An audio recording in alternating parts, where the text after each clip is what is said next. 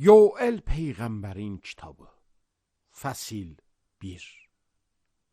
Petuel oğlu Yoelə nazil olan Rəbbin sözü budur. Ey ağsaqqallar, bunu eşidin. Ey bütün ölkə əhalisi, buna qulaq asın. Sizin zamanınızda ya da atalarınızın zamanında belə bir şey məcər olub. Siz bunu övladlarınıza danışın. Övladlarınız da öz övladlarına, onların övladları da gələcək nəslə danışsınlar. Kəsici çəyirtkələrdən qalanı qaynaşan çəyirtkə yeyib.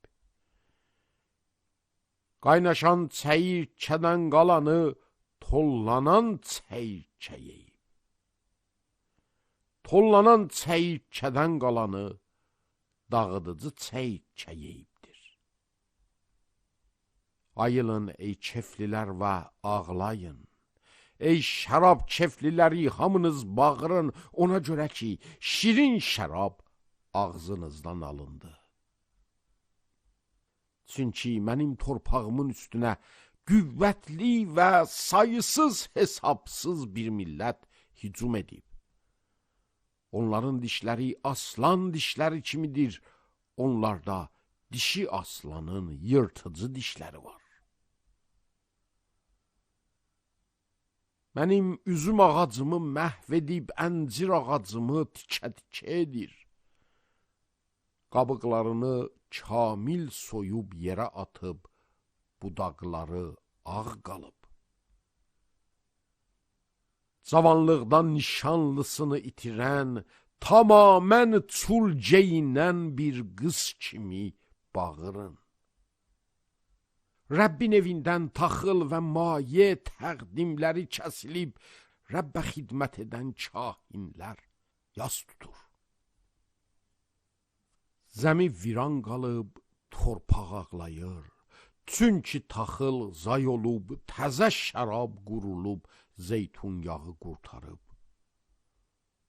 Buğda və arpaya görə ey əkinçilər utanın, ey bağbanlar bağırın, çünki torpağın məhsulları yoxa çıxıb. Tənək quruyub, əncir ağacı solub, nar, xurma, alma, çölün bütün ağacları quruyub. Doğrudan da bəşər övladları arasından şadlıq yox olub. Ey kahinlər, çul geyinin yas tutun. Ey qurbanca xidmətçiləri bağırın. Ey tarıma xidmət edənlər, gəlin çulda gecəni səhər edin. Çünki tarınızın evindən taxıl və maye təqdimləri dayandırılıb. Oruc üçün vaxt təyin edin. Müqəddəs bir yığın çağırın. Ağsaqqalları, ölkənin bütün əhalisini tarınız Rəbbin evinə yığın. Rəbbə fəryad edin. Vay o günə, çünki Rəbbin o günü yaxındır. O gün qadir mütləq tərəfindən gələn qırğın kimi gəlir. O yemək gözlərimizin qabağından, sevinc və şadlıq tarımızın evindən məgər yox olmayıb. Torpaq kəsəkləri altında toxumlar çürüyür. Zirzəmilər boş qalıb, ambarlar alt-üst olub, çünki taxıllar quruyub. Heyvanlar necə də inildəyirlər. Maleyvan naxırı gic qalıb, çünki onlar üçün heç otlaq yoxdur. Qoyun sürüləri də cəza altındadırlar. Ya Rəbb, sənə fəryad edirəm, çünki çölün otlaqlarını alov yandırıb yaxıb, bütün zəminin ağacları odda qovrulub. Hətta çölün heyvanları da sənə həsrət çəkir. Çünki axar sular quruyub, çölün otlaqlarını alov yandırıb yaxıb. Fəsil 2. Səhyonda kərənay çalın. Müqəddəs dağımda bərkdən çalın. Qoy ölkənin bütün əhalisi titrəsin. Çünki Rəbbin günü gəlir. Doğrudan da bu gün yaxındadır. Qaranlıq və zülmətli bir gün. Buludlu və qalın qaranlıq bir gün. Bir qoşun gəlir. Dağlar üstündə yayılan səhər şəfəqi kimi çox sayılı və qüvvətli bir qoşun. Elə bir qoşun ki, əzəldən bəri bunun kimsi olmayıb, bundan sonra da nəsillər boyu olmayacaqdır. Qabaqlarındakı hər şeyi od yandırıb yaxır, arxada olanları alov qovurur. Qabaqlarındakı ölkə Ədəm bağına bənzər yerdir. Lakin arxalarında olan izsiz bir səhradır. Heç nə onlardan qaçıb qurtara bilmir. Görünüşdə onlar ata bənzəyirlər. Döyüş atları necə çapırlar, onlar da eləcə çapırlar. Döyüş arabalarına bənzəyən səslə, küləşi yandırıb yaxan od alovun səsi ilə sıçraya-sıçraya dağları aşırlar. Onlar hücum üçün düzələn güclü bir qoşuna bənzəyirlər. Onların qabağında xalqlar sanki ağrı çəkir, bütün üzlər solur. İgidlər kimi qaçırlar, döyüşçülər kimi duvara dırmaşırlar, hər kəs nizamla gedir, hamı sırasını pozmadan gedir. Bir-birinə tənə vurmurlar, hər kəs öz yolu ilə irələyir. Müdafiə xətlərini yarıb keçəndə sıranı pozmurlar. Şəhərdə qaçışırlar, duvardan atılıb evlərə soxulurlar, oğru kimi pəncərələrdən girirlər. Qabaqlarında yer titrəyir, göylər lərzəyə gəlir, günəş və ay qaralır, ulduzlar işıqlarını gizlədirlər. Rəbb öz qoşunu qabağında səs salır, doğrudan da qoşunlarının sayı hesabı yoxdur. Onun sözünü yerinə yetirən güclüdür. Rəbbin günü möhtəşəm və çox dəhşətlidir, buna kim dözə bilər? Rəbb belə buyurur. Hətta indi belə bütün qəlbinizlə mənə dönün. Orucla, ağlamaqla, yas tutmaqla. Paltarlarınızı yox, ürəyinizi yırtın. İndi tarınız Rəbbə tərəf qaydın. Çünki o fəyyazdır, şəfqətlidir, tez qəzəblənməz, bol məhəbbətlidir, bəla göndərməz. Kim bilir, bəlkə rəhm edib dönər, arxasında bərəkət buraxar. Rəbb tarınız üçün taxıl və maye təqdimləri buraxar. Səhyonda kərənay çalın. Oruc üçün vaxt təyin edin, müqəddəs bir yığın çağırın. Xalqı bir yerə yığın, cəmaatı təqdis edin, ağsaqqalları yığın, uşaqları və südəmən körpələri yığın. Qoy bəy öz otağından, gəlin də öz gərdəyindən çıxsın. Rəbbə xidmət edən kahinlər məbədin eyvanı ilə qurbancaq arasında ağlayıb desinlər: Ya Rəbb, xalqına ürəyin yansın. öz irsini rüsvay olmağa qoyma. Qoyma onlar millətlərin dilinə düşsünlər. Nə üçün xalqlar arasında belə deyilsin, bəs hanı onların tarısı? O zaman Rəbb öz torpağı üçün qeyrətlənəcək, öz xalqına rəhm edəcək. Rəbb xalqına belə cavab verəcək: baxın, sizə taxıl, təzə şərab və zeytun yağı göndərəcəyəm. Bunlarla doyacaqsınız. Artıq sizi millətlər arasında rüsvay etməyəcəyəm. Şimal tərəfdən gələn qoşunu sizdən uzaqlaşdıracağam. Onu quraq, izsiz bir yerə, qabaqdakı qoşunu şərq dəhənzinə, arxada gələnləri də qərb dəhənzinə aparacağam. Onlar qoxuyacaqlar, qoxuları göyə qalxacaq, çünki böyük işlər edib. Qorxma ey torpaq, sevin, fərəhlən, çünki Rəbb böyük işlər edib. Qorxmayın ey çöl heyvanları, çünki çölün otlaqları göyərir. Ağac meyvəsi ilə yüklənir, əncir ağacı, üzüm ağacı bəhrələrini verir.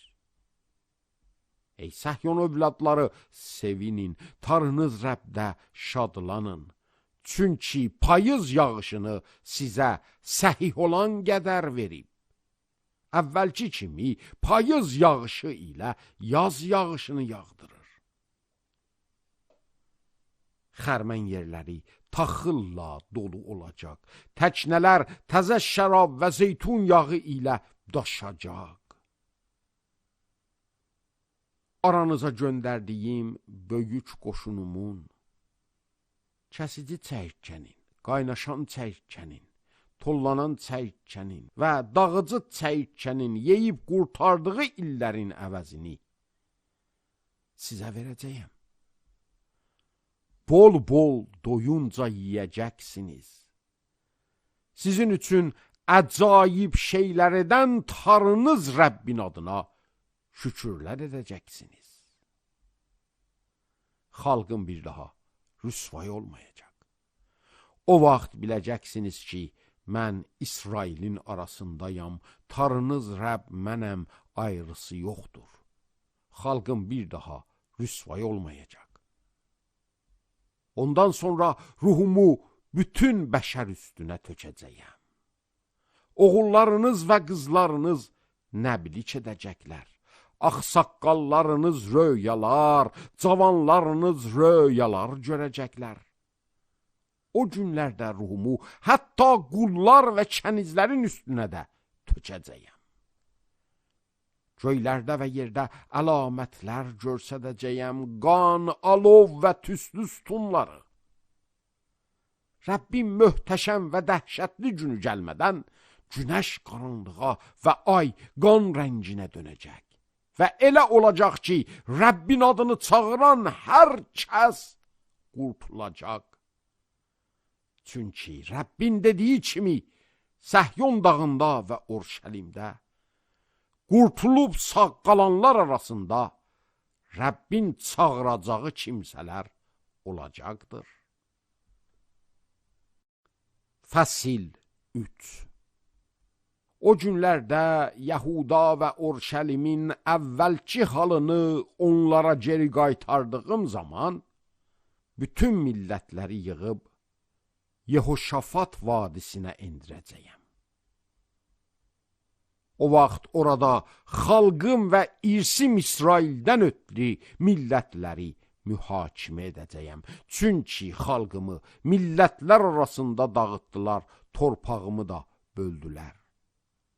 Xalqım üçün püşk atdılar, oğlan uşağını fahişə əvəzinə verdilər, qızı şəraba satdılar ki, şərab içsinlər.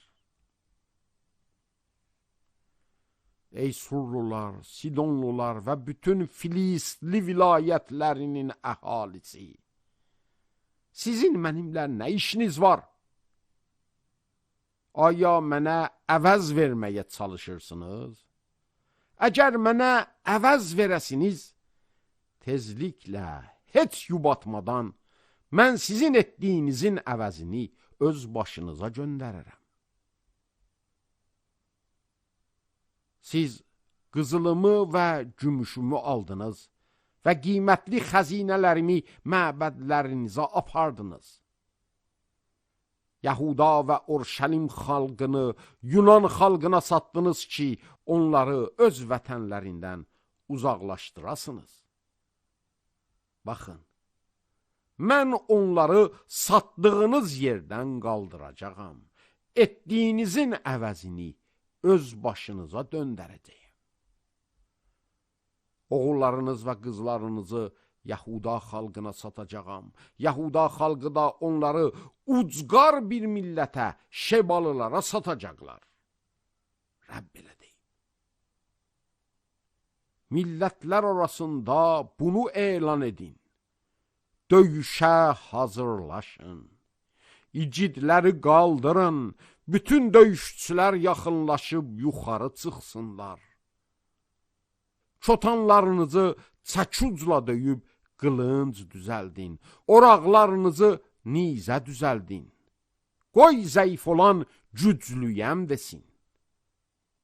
Tələsin ey hər tərəfdəki millətlər, gəlin və toplaşın. Ya Rəbb, igidlərini oraya endir. Qoy millətlər hərəkətə gəlsinlər, Yehoşafat vadisinə çıxsınlar. Çünki hər tərəfdəki bütün millətləri mühakimə etmək üçün orada oturdacağam. Oraq salın, çünki məhsul yetişib. Gəlin ayağınızla əzin, çünki üzüm sıxanlar doludur. Tənəklər daşır, çünki onların pisliyi böyükdür. Camaatlar, hökm etmə vadisində olan camaatlar.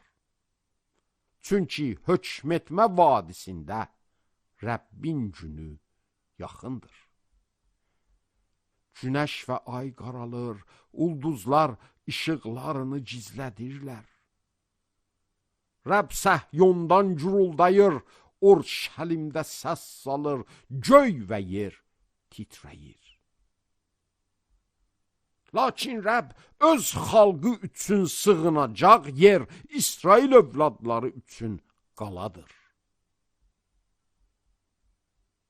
O zaman biləcəksiniz ki, müqəddəs dağım olan Səhyonda məskən salan tarınız Rəbb mənəm. Urşəlim müqəddəs olacaq. Yad ellilər bir daha oradan keçməyəcəklər. O gündə dağlardan şirin şərab damacaq, təpələrdən süd axacaq, Yahudanın bütün arxlarında sular axacaq. Rəbbin evindən bir bulaq çıxacaq ki, Şittim vadisini sulasın. Misir viranəyə, Edom işsiz çölə dönəcək. Çünki Yahuda xalqına qəddarlıq etdilər, məsum insanların qanını tökdülər. Lakin Yahuda əbədə kimi Urşəlimdə nəsildən nəslə yaşayacaq. Onların tökülən qanının almadığım qisasını alacağam. Çünki Rəbb Səhyonda sakindir.